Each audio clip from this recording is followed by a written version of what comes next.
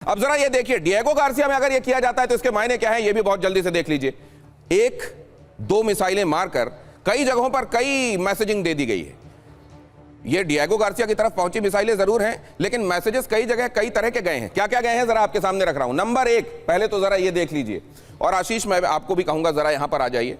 इसका कुछ सिग्निफिकेंस मैं आपके जरिए भी दर्शकों को बताना चाहूंगा जिसका जिक्र मैं नहीं कर पाया हूं। डिएगो गार्सिया यहां दिखाई दे रहा है, और यहां से ये है वो जगह जहां पर युद्ध इस समय छिड़ा हुआ है, और ये चर्चा पूरी दुनिया में जिसकी हो रही है, ये स्ट्रेट ऑफ हॉर्मुज, ये पर्शियन गल्फ और इस सब का जिक्र हो रहा है। ये कुछ एक चीजें मैं अपने दर्शकों के सामने जरा पहले से रख दूं और उसके बाद मैं आपके कमेंट के लिए आऊंगा। अमेरिका ईरान को कमतर आंकने की भूल ना करे, ये बात बहुत कैटेगोरिकली इन मिसाइलों के जरिए कोशिश की गई है, बताई जाए। ईरान ने 4000 किलोमीटर रेंज वाली, आपको इसका अंदेशा भी ना हो और इस तरह की मिसाइल निकल आए तो जाहिर है आप हिल जाते हैं। अमेरिका की जो स्ट्रैटेजिक एक तरीके से उनका जो जत्था है उसको हिलाने का काम किया है। प्रतिबंधों के बावजूद ईरान की इतनी बड़ी तैयारी कैसे हो गई, इतने सैंक्शंस, इतने दिनों से अमेरिका ने उसका गला एक तरीके से पकड़ कर रखा सैंक्शंस के नाम पर, फिर ये कैसे कर लिया गया।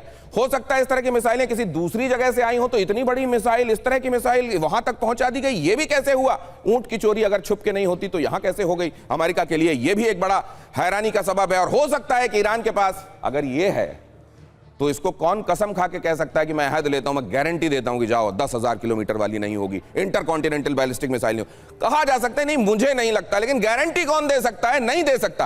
अब आधा यूरोप और हिंद महासागर ईरान की रेंज में यह भी कह दिया गया है कि अमेरिका तो ठीक है, लेकिन कौन कौन जद में आ रहा है, ये मैसेजेस तो दे दिए गए हैं। आपके हिसाब से और क्या इसमें छिपा हुआ है? जस्ट 2 पॉइंट्स दिनेश जी दर्शकों को इस मैप के जरिए 7वां और 8वां नंबर बताना चाहूंगा। देखिए, ईरान ने किया यह है, ये missile with mega messaging, triple M वाला चीज कर दिया उसने। 4000, दुनिया को कितना पता था, लगभग 2-2.5 हजार के आसपास का रेंज है उसका, 1,500 बढ़ा के उसने सरप्राइज दे दिया। 1.5 इससे और बढ़ जाएगा तो ICBM कैटेगरी में हो जाएगा। 5,500 किलोमीटर के ऊपर की रेंज की मिसाइलें ICBM कैटेगरी में आती है, लगभग 3400 नॉटिकल माइल की। एक तो ये मैसेजिंग उसने सरप्राइज के तौर पे दे दी कि missile with mega messaging to the entire world. दूसरा चीज उसने किया है कि ICBM का सरप्राइज सब लोग सोचते रहेंगे। दूसरा चीज किया है, जो शुरुआत के लगभग पहले हफ्ते में ये वॉर का थिएटर था, उन्होंने अगल बगल की दूसरी कंट्रीज को इन्वॉल्व कर लिया, जो वेस्ट एशियन कंट्रीज हैं। अब उन्होंने थिएटर को बहुत बड़ा कर दिया है।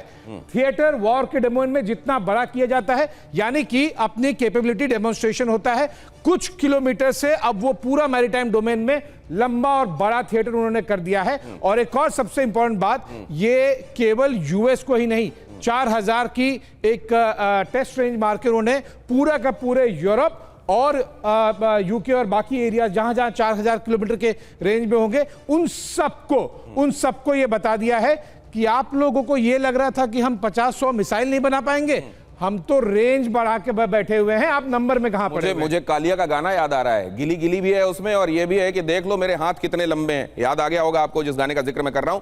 लेकिन अब जरा यहां ये देखिए, ब्रिटेन ने दी यूनाइटेड स्टेट्स के सैन्य ठिकानों को इस्तेमाल की इजाजत। अब ब्रिटेन यहां पर डिएगो गार्सिया को लेकर ब्रिटेन ने शुरुआत में कह दिया था नथिंग डूइंग, यहां से नहीं करेंगे आप। अब ब्रिटेन कह रहे हैं नहीं कर लो। ब्रिटेन ने US को सैन्य ठिकानों के इस्तेमाल की इजाजत दी। अब उनसे ट्रंप पूछेंगे जरूर कि भाई गुड मॉर्निंग, इतना देर से कैसे। UK PM कीर स्टारमर ने अनुमति दी, होर्मुज में लड़ाई के लिए सैन्य ठिकाने की मंजूरी दे दी गई। इस खबर को कैसे देखा जाना चाहिए कार्तिकेय काले सर? नहीं, इसमें कोई शक नहीं है कि इनिशियली जो है कीर स्टारमर बेसिकली डोमेस्टिक प्रेशर में थे, इसलिए वो उन्होंने US को परमिट नहीं किया। परंतु जैसे जैसे ऐसी लड़ाई जैसे जैसे बढ़ती गई और जैसे जैसे तल्खी between United states and UK बढ़ती गई, याद रखिए UK traditionally between the 2 world Wars has always been with United states, and UK की मिलिट्री स्ट्रेंथ और उसकी स्ट्रेटेजिक पोजीशन का बहुत बड़ा जो उसका अपनी ताकत का हिस्सा जो है वो यूनाइटेड स्टेट्स से आता है। तो इसलिए इन द लॉन्ग रन, मतलब दूर की दृष्टि या ऐसा तो नहीं है कि डोनाल्ड ट्रंप की तरफ से ये कहा जाना कि जहां हमारे बेसेस हैं और वो देश अगर हमारा साथ नहीं दे रहे हैं तो वहां से हम बेसेस समेट लेंगे। देखिए, डोनाल्ड ट्रंप ने बड़ा क्लियर कर दिया है कि यूरोप में राइट नाउ उसके कोई दोस्त नहीं है। अभी जो वो कर रहे हैं वो अपनी सेल्फिश इंटरेस्ट के लिए ही कर रहे हैं, और यही देखते हुए कीर स्टारमर ने बैलेंसिंग एक्ट जिसे बोलते हैं, अपने देश के लिए वो सेल्फिशली बैलेंसिंग एक्ट कर रहे हैं, उन्होंने बैलेंस कर दिया। उन्होंने डिएगो गार्सिया पे परमिशन दे दी, और अब डिएगो गार्सिया पे जो मिसाइल अटैक हुआ है उससे एक्चुअली अब वो लाइमलाइट में आ गए हैं, लेकिन जो अब बात ये- को अब ये- छुपाना चाहते थे। बिकॉज ये बात बिल्कुल यूके में पब्लिक में ज्यादा बात करी नहीं गई है, Right. बात उछली नहीं है। जो बात छुपाना चाहते थे दैट B-1B बॉम्बर्स जो अभी यूज हो रहे हैं वो डिएगो गार्सिया से डायरेक्टली आ रहे हैं, वो जो है बात अब उछल चुकी है। अब बात सामने आ गई, कितने दिनों तक ये बात छिपाई जाएगी? लेकिन सवाल ये भी है कि अब जब लंच से भी लेट हो रहा है तो उस समय ब्रेकफास्ट अगर परोसा जा रहा है, डोनाल्ड ट्रंप इसको किस तरीके से लेंगे? अगली खबर आपके सामने, ब्रिटेन के कदम से नाराज हुआ ईरान। सैन्य ठिकाने देना खतरे में डालने जैसा। यूनाइटेड किंगडम ने अपने नागरिकों की जान खतरे में डाली, ये बात कही गई है ब्रिटेन की। अब ये ब्रिटेन के लिए नया बखेड़ा।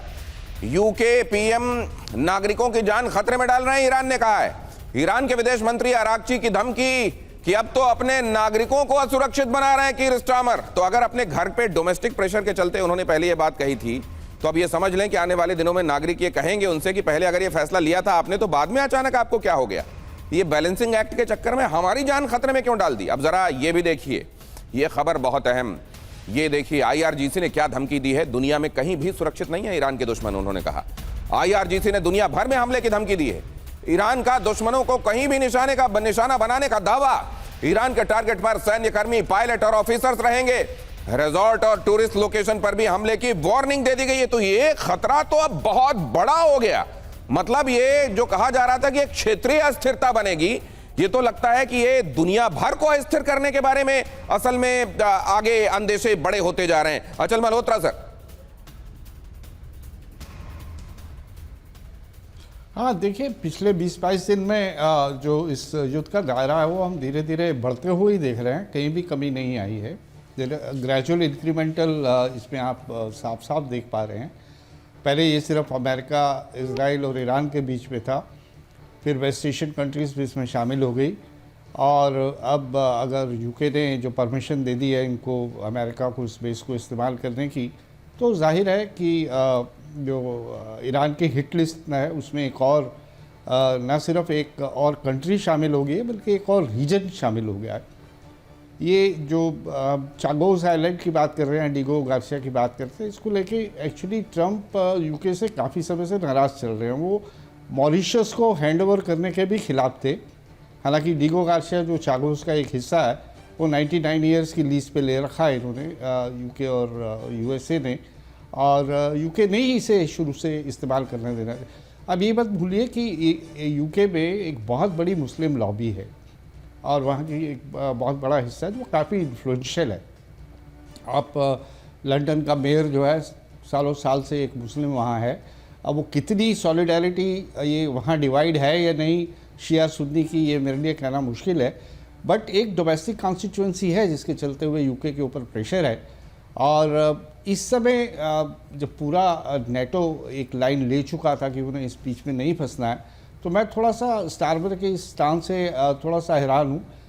बट हो सकता है उन्होंने सोचा कि भाई ये जॉइंट बेस है और कोई ऐसा बेसिस उनके पास ऐसा कोई आर्ग्यूमेंट नहीं है कि इसे आप इस्तेमाल नहीं करिए, क्योंकि ये सिर्फ एक्सक्लूसिवली यूके बेस नहीं है, सिर्फ यूके। राइट, ये केवल यूके का यहाँ पर ठप्पा लगा हुआ ऐसा नहीं है, यूके और अमेरिका यहाँ दोनों हैं।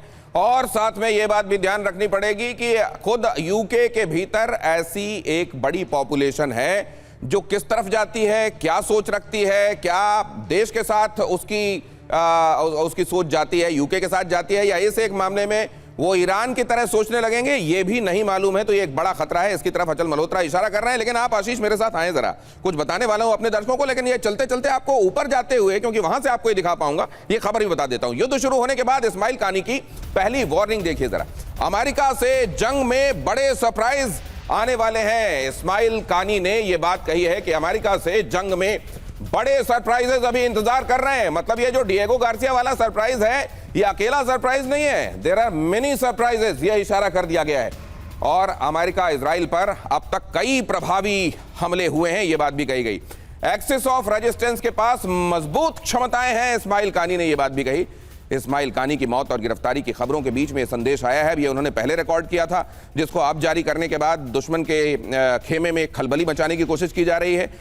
या वाकई वो जीवित हैं और उनको इस्माइल कानी, जो खबर कल आई थी कि इस्माइल कानी मारे गए, इस्माइल कानी मारे नहीं गए हैं, ये भी एक बात इससे जाहिर है सस्पेंस के तौर पर सामने आ गई। अब लेकिन जरा ये देखिए, दुनिया की दुनिया की जानकारी, ईरान की मिसाइलों के बारे में दुनिया की जानकारी क्या थी और आज क्या दिखाई दिया है। दुनिया अभी तक यह जानती थी कि ईरान की मिसाइल सिटी में 2000 किलोमीटर तक की रेंज की ही मिसाइलें हैं केवल, लेकिन डिएगो गार्सिया पर हमले के बाद ईरान ने दुनिया को चौंका दिया है। यहां हम ग्राफिकली आपके सामने रख रहे हैं कि ईरानी मिसाइलों की रेंज किस किस तरह की है, और अब आशीष आपको यह बताने में हमारी मदद करेंगे। हम यहां पर ईरान दिखा रहे हैं और ये जो दायरे आपको दिखाई दे रहे हैं, ईरान के बाहर बढ़ते हुए दायरे, ये उसकी मिसाइल की रेंज दिखा रहे हैं।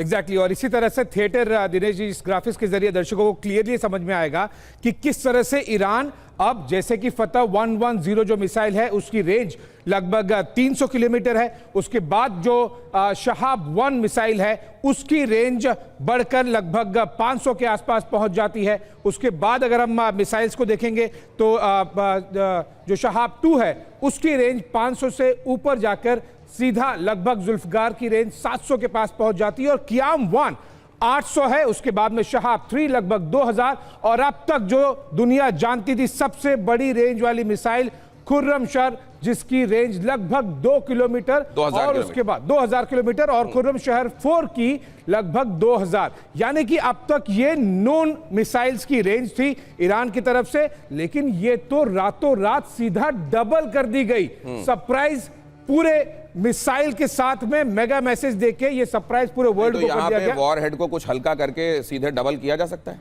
देखिए, जो हमारे पैनलिस्ट ने कहा था, I agree with him, but बहुत ज्यादा आप 1,500-2,000 किलोमीटर का फासला वॉरहेड को कम करके नहीं कर सकते। यस, नो डाउट, वॉरहेड जैसे जैसे आप पेलोड अगर आप जैसे जैसे कम करते जाएंगे, कुछ किलोमीटर, कुछ 100 किलोमीटर बढ़ सकता है, लेकिन 2000 का 4000 किलोमीटर नहीं होता है। यानी कि उन्होंने ये कार्ड अपने खोले नहीं थे, अब खोले हैं। और इससे बड़ी बात, 2.5 सबको पता थी, 1.5 बढ़ाया, जो मैंने कहा था, 1.5 और बढ़ा दिए तो ICBM कैटेगरी 5,500 किलोमीटर। ये 4000 वाली बात तो अब पुरानी हो गई, 5.5 की उनके पास है कि नहीं, ये प्रश्न उन्होंने पूरी दुनिया के सामने रखा, पूरी दुनिया के सामने। और ये देखिए, सबसे बाहर की तरफ ये जो दायरा आपको दिखाई दे रहा है इस ग्राफिक्स में, सबसे बाहर की तरफ जो लाल दायरा आप देख रहे हैं, वो लाल दायरा ये बता रहा है क्या क्या जद में आ गया।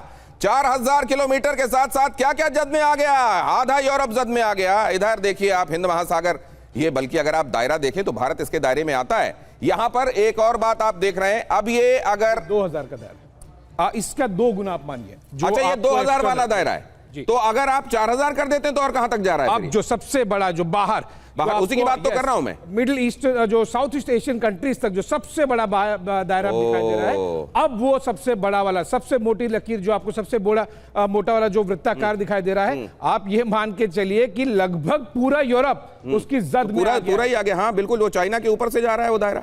ये तो बड़ा खतरनाक है। इससे तो कई देश जो हैं वो, हालांकि उधर चाइना हो सकता है ये कह रहा हो कि देखा मैंने कैसे मदद कर दी और तुम इसको समझ भी नहीं पाए, लेकिन अब यहां पर ये देखिए, ये जो दिखाई दे रहा है बहुत खतरनाक है। इसमें कौन कौन दिखाई दे रहा है आप देखिए। इसकी रेंज में यूरोप दिखाई दे रहा है, भारत, हिंद महासागर तो दिखाई दे ही रहे हैं, चीन का आधा हिस्सा दिखाई दे रहा है, रशिया में मॉस्को वाला पूरा हिस्सा दिखाई दे रहा है, ये सब जद में दिखाई दे रहे हैं। और फिर अभी 1500 और जोड़ने की बात अभी कर रहे हैं आशीष, और अगर वो हो जाता है तो ICBM, इंटरकॉन्टिनेंटल बैलिस्टिक मिसाइल, क्या ये खबर अमेरिका को, इजराइल को हिला देने वाली होगी, या इससे कोई फर्क नहीं पड़ता? स्ट्रैटेजी जो बनी हुई होगी उसी को आइंदा अंजाम दिया जाएगा। जनरल कुलकर्णी।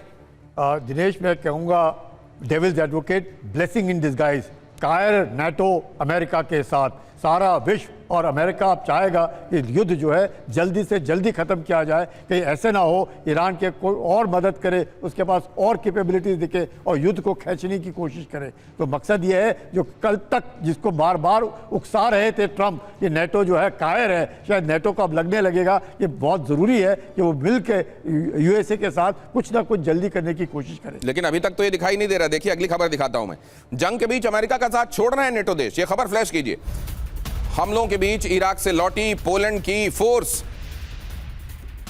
ईरान के हमलों के चलते पोलैंड की इराक से वापसी। ट्रंप नेटो पर साथ नहीं देने का आरोप चस्पा कर चुके हैं। उन्होंने कावर्ड तक कह दिया है, कायर कह दिया है, और यह भी कह दिया है कि हम ये सब याद रखेंगे। तो नेटो को लेकर ट्रंप की पहले से ही जो एक गैर दिलचस्पी, जिसको आप कह लें, ये कह लें कि अब धीरे धीरे उनका मोह भंग हो रहा था, क्या वो पूरी तरह भंग होने की तरफ चला गया है? और अगर ऐसा है और अमेरिका ही इससे मोह हटा लेता है तो क्या नेटो भी भंग होने की तरफ जा रहा है? यह भी एक सवाल है। रशिया कुल मिलाकर इस पर बड़ा प्रसन्न हो रहा होगा, क्या कहते हैं आप कार्तिकेय काले सर? बिल्कुल, रशिया डेफिनेटली प्रसन्न हो रहा होगा, बिकॉज नेटो जो सेंट्रल थॉर्न था रशिया की और सेंट्रल पॉइंट था यूक्रेन और रशिया की जो इनिशियल अनबन हुई थी, उस पर सबसे बड़ा पॉइंट वही था। तो वंस नेटो अगर डिसबैंड हो गया है तो देन डेफिनेटली रशिया जो है बहुत ही खुश होगा। इस समय एक्चुअली चाहे आप ईरान इजराइल युद्ध देखें, यूएस युद्ध देखें, या आप यूक्रेन रशिया युद्ध देखें, इस समय रशिया एक बहुत ही अच्छी पोजीशन में आ गया है। तेल का सेकेंड लार्जेस्ट सप्लायर होने के, प्रोड्यूसर होने के कारण ऑब्वियसली इस समय उसकी जो अहमियत है वो बढ़ती चली जा रही है और उसकी इकोनॉमिक सिचुएशन भी इंप्रूव होती चली जा रही है, because now he selling at market rate पे वो बेच रहा है। और बस मैं एक पॉइंट पिछले प्रश्न से लेना चाहूँगा कि टैक्टिकली देखिए, अभी इस समय जो अमेरिकन त्रिपोली, यूएसएस त्रिपोली है, वो रेंज वो मरीन्स के साथ जो है ऑलमोस्ट कल या परसों तक पहुंच जाएगा। और एक्चुअली ये जो मिसाइल फायरिंग हुई है डिएगो गार्सिया पे, ये शायद डिएगो गार्सिया को अटैक करने के लिए नहीं, परंतु मेरे हिसाब से ये मैसेज के लिए है कि 4000 किलोमीटर से क्लोजर जो भी आएगा वो रेंज में रहेगा। और ये याद रखिए कि यूएसएस त्रिपोली जो और जो बाकी दो शिप्स उसके साथ जो मरीन्स के साथ आ रही हैं, ये दोनों उतनी वेल डिफेंडेड नहीं है जितना एक कैरियर होता है, बिकॉज ये अपने साथ एजीज क्लास डिस्ट्रॉयर्स लेके नहीं चलती हैं, ये अपने एयर डिफेंस पे निर्भर करती हैं, जो एक बहुत ही basic RIM 116 rolling airframe missile air defence है, जो एक्चुअली आराम से बैलिस्टिक मिसाइल्स के द्वारा पेनिट्रेट हो सकता है। तो ये मैसेज जो है मेरे हिसाब से ईरान का ये टाइमिंग जो है, ये टाइमिंग मैसेजिंग जो है, ये बहुत ही इंपॉर्टेंट मैसेज है, क्योंकि जो खर्ग आइलैंड के ऊपर टैक्टिकल ऑपरेशन का जो अभी प्लान चल रहा है वो एक्चुअली अब दोबारा सोचना पड़ेगा। ये इसीलिए कहा जा रहा है कि क्या अपनी स्ट्रैटेजीज को दोबारा, मतलब उनको रीवर्क करना पड़ेगा क्या अपनी स्ट्रैटेजी को? और कहा जा रहा है यहां एक्सपर्ट्स की तरफ से कि बिल्कुल करना पड़ेगा, अमेरिका को दोबारा सोचना पड़ेगा ये रेंज देखते हुए। अगली खबर देखिए, खुर्रमशहर मिसाइलों से हमले तेज करेगा ईरान। जंग में अब दिखेगी ईरान की असली ताकत। अभी तक पुरानी मिसाइलों से हो रहे थे हमले। ईरान के राष्ट्रपति मसूद पेजेश्कियान का यह बड़ा दावा, इजराइल और अमेरिकी बेस होंगे टारगेट। पेजेश्कियान ने कहा, मसूद पेजेश्कियान का यह कहना कि अब हम निकालेंगे अपने असली हथियार। तो क्या ICBM भी इसमें शामिल होगी? ये एक बड़ा डर, बड़ा अंदेशा अमेरिका को। अब अगली खबर की तरफ आपको ले चलता हूं। खुर्रमशहर, ये खुर्रमशहर या जिसे खैबर नाम से जानते हैं आप, खुर्रमशहर 4, इसके बारे में भी बहुत जल्दी से आपको बता दूं। नाम ही बड़ा थर्राने वाला है, खुर्रम टाइप का नाम, और उसी तरीके का इसका काम भी है। रेंज 2000 किलोमीटर है। मिसाइल का ये जो टाइप है ये बैलिस्टिक मिसाइल है। आप जानते हैं बैलिस्टिक क्रूज दो तरह की मिसाइलें। फ्यूल, ये लिक्विड फ्यूल से चलने वाली है। वॉरहेड कैपेबिलिटी है 1500 किलो तक, 1500 किलोग्राम तक ये पेलोड अपने साथ ले जा सकती है। लंबाई 13 मीटर है इसकी, और इसका जो वॉरहेड है मनूवरेबल है, और ये बहुत खतरनाक मिसाइलों में इसका शुमार होता है। ये अब ये आने वाले दिनों में, ऐसा नहीं है कि अभी तक खुर्रमशहर का इस्तेमाल ही नहीं हुआ है, तो क्या अब ये बहुत फ्रीक्वेंटली इस्तेमाल होगी? क्या इतनी सारी खुर्रमशहर ईरान ने बनाकर रखी हुई है आशीष?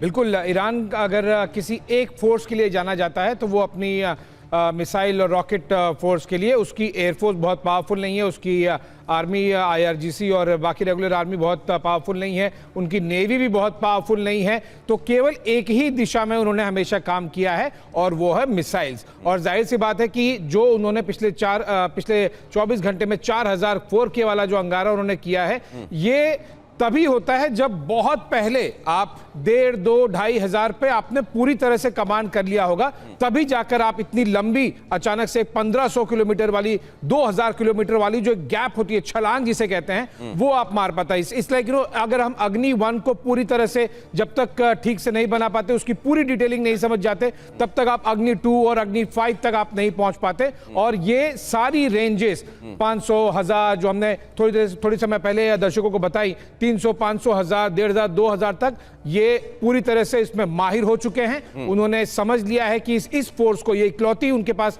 ताकत है, अगर आप मिलिट्री डोमेन में देखें तो इसे कैसे एक्सेल किया जाए, कैसे जल्द से जल्द ज्यादा से ज्यादा रेंज बढ़ाई जाए। अगली खबर देखिए, तुर्की के ओर्डू में UMV मिलने से हड़कंप मच गया है। समुद्र तट पर हथियारों से लदा हुआ UMV मिला है। तुर्की के समुद्र तट पर बहकर आया UMV, ये यहां पर तस्वीरें दिखाई दे रही हैं। अब ये चला आया है या भेजा गया है, क्या लग रहा है कार्तिकेय काले सर? नहीं, नॉर्मली ऐसे भेजा तो नहीं जाया होगा, ये ज़रूर कुछ ना कुछ कहीं ना कहीं कोई एरर हुआ है, तभी वो UMV जो है वहाँ पहुँचा है। ऑब्वियसली मतलब ये जो है एक तरह का स्टेल्थ वेपन है, एक तरह से आप कह सकते हैं इसको कि ये आस्तीन में जो अपना इक्का लेके लोग घूमते हैं, तो उस प्रकार का इक्का है। तो इस प्रकार से उसका मिलना वहाँ पर डेफिनेटली या तो कोई प्लान्ड अटैक था, या हो सकता है वो किसी मिशन में यूज़ किया गया हो। अब एग्जैक्टली कैसे पहुंचा है ये तो बहुत मुश्किल है इस समय मेरा कहना कैसे पहुंचा है, परंतु ये डेलिबरेट। आशीष इसमें कुछ जोड़ना चाह रहे हैं फौरन? हाँ, दिनेश जी, मैं चाहता था कि दर्शकों को ये तस्वीरें जरूर दिखाई दे, क्योंकि सब लोग यूएवी देख रहे हैं। रशिया यूक्रेन वॉर में भी देखा, उसके बाद इजराइल और हमास में भी देखा, और अब ईरान और वर्सेस यूएस में भी देख रहे हैं। लेकिन ये आप ये मान के चलिए कि यूएमवी इज लाइक समंदर वाला यूएवी, अनमैन्ड मैरीटाइम व्हीकल, या फिर आप वेसल बोल लीजिए। और इसका इस तरह की चीजें अभी जस्ट कुछ घंटे पहले ये मिला है तुर्की के तटीय इलाके में। इस तरह की चीजों का अगर इस्तेमाल ईरान करेगा अंडर वाटर, तो आप मान के चलिए फिर कौन सा कैरियर बैटल ग्रुप और कौन सा एयरक्राफ्ट कैरियर और फिर कौन सा यूएसएस त्रिपोली, ये मैसेजिंग भी हो सकता है। ये मैसेजिंग भी हो सकता है कि आ रहे हो तो ठीक है, लेकिन सावधान रहो, हमारे पास क्या क्या है उसकी एक झलक भी देख लो। अगली खबर यह है कि सेंट्रल इजराइल में ईरान के हमले का वीडियो सामने आया है। ईरानी क्लस्टर मिसाइल से हमला हुआ है यहाँ। हमले के बाद कई जगह सुने गए धमाके। अब ये जो क्लस्टर म्यूनिशन है ये भी बहुत ज्यादा सरप्राइजिंग है। कई जगहों पर एयर डिफेंस को एकदम ये ऐसा बना देता है कि लगता है एयर डिफेंस अपना काम करना जानता भी है कि नहीं। अब ये जरा देखिए क्लस्टर म्यूनिशन जो है ये मुख्य बॉम्ब में 600 से ज्यादा बॉम्ब जोड़ दिए जाते हैं। तो अपने जो मुख्य बॉम्ब है वो जाकर जब फटता है तो उसके साथ साथ छोटे छोटे कई बॉम्ब निकलते हैं और पूरे उस जगह को, जो कि फुटबॉल के मैदान के कई गुना बड़ा एक हिस्सा होता है, उसको छोटे छोटे बॉम्ब से सैचुरेट कर देता है। एक साथ कई ठिकाने इससे तबाह किए जा सकते हैं। एक बॉम्ब से सैकड़ों बॉम्ब गिरते हैं। यहां पर हम आपको दिखा भी रहे हैं वो कैसे होता है। और जैसा मैंने आपको बताया, कई फुटबॉल फील्ड्स इसमें समा जाएं, इतने बड़े हिस्से को यह प्रभावित करता है। विमानों से इसको गिराया जाता है या फिर मिसाइलों के जरिए इसको मारा जाता है और उस जगह को प्रभावित करता है। जनरल कुलकर्णी, ये खासतौर से इजराइल के लिए एक बड़ा सिरदर्द साबित हुआ इस वॉर में। बिल्कुल, क्या होता है एयर डिफेंस में 5 से 7 किलोमीटर अगर ज़मीन की सतह से ऊपर अपने क्लस्टर्स छोड़ दे तो ये पूरे इलाके में फैलते हैं। कुछ तो वैसे ही ब्लास्ट कर देते हैं, कुछ लैंड माइन्स बन जाते हैं जो बहुत देर तक रहते हैं। इतना ही नहीं, जब आप इंटरसेप्ट करते हैं ऐसे मिसाइल्स को, उसके बीच में से जो बम गिरते हैं जिसको डेब्रीज कहते हैं, उसके साथ ये भी आकर के गिरते हैं, तो नुकसान पे नुकसान पे नुकसान। तो ये जो कार्रवाई अब ईरान सोच रहा है, हम तो डूबे सनम, तुम्हें भी ले डूबेंगे। अब ये जो कार्रवाई ईरान ने ठान ली है तो मुझे लगता है बहुत ही खतरनाक, और ये युद्ध जो है बहुत रीजनल से बढ़ करके धीरे धीरे इसका दायरा बढ़ता जाएगा और पूरा विश्व इसमें खींचने का अंदेशा है। पूरे विश्व के खींचने का अंदेशा, ये बहुत बड़ी बात कह रहे हैं जनरल कुलकर्णी। इस तरह की बातों को कहने से जनरली रिस्ट्रेन करते हैं, परहेज करते हैं, लेकिन अगर आज रोकते रोकते भी उनके मुंह से ये निकला है कि अब क्षेत्रीय नहीं पूरी दुनिया को प्रभावित करने वाला ये इवेंट बन रहा है, तो समझ लीजिए कि उसके खतरे आने वाले दिनों में क्या दिखाई दे रहे हैं उनको। और बहरीन में ईरान के हमलों से कोहराम है। देखिए जरा ये खबर। बहरीन के मनामा में अमेरिकी बेस में विस्फोट, ड्रोन हमले से दहला अमेरिकी सैन्य बेस। विस्फोट में कमांड सेंटर की इमारत तबाह। विस्फोट में कमांड सेंटर की इमारत का क्या हाल हुआ जरा देखिए। ये देखिए, ये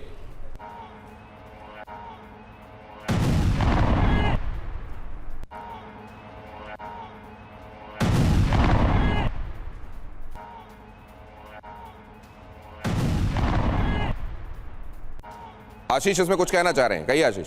जस्ट 3-4 मिनट पहले इजरायली डिफेंस फोर्सेस ने एक स्टेटमेंट इशू किया है और उन्होंने कहा है कि उन्होंने ईरान की बैलिस्टिक मिसाइल प्रोडक्शन फैसिलिटी पे अटैक किया है। ये बहुत ही important messaging point of view है, क्योंकि जिस दिन 24 घंटे हुए नहीं है ईरान ने अपना 4K वाला अंगारा दुनिया को दिखाया। 4000 किलोमीटर की रेंज की मिसाइल फायर की, और आईडीएफ ने जस्ट अभी 4 मिनट पहले एक स्टेटमेंट इशू करके कहा है कि उन्होंने IRGC की बैलिस्टिक मिसाइल प्रोडक्शन फैसिलिटी जो कि तेहरान में थी उस पर अटैक किया है, और एक कंटिन्यूस अटैक हुआ है। यानी कि उन्होंने ईरान की missile production, specifically ballistic missile production facility को चोट पहुंचाने की कोशिश की है। देखना होगा अभी कुछ अगले मिनटों में ईरान की तरफ से, IRGC की तरफ से भी उसका क्या काउंटर स्टेटमेंट आता है, लेकिन ये आईडीएफ ने ऑफिशियली क्लेम किया है जस्ट 4-5 मिनट पहले।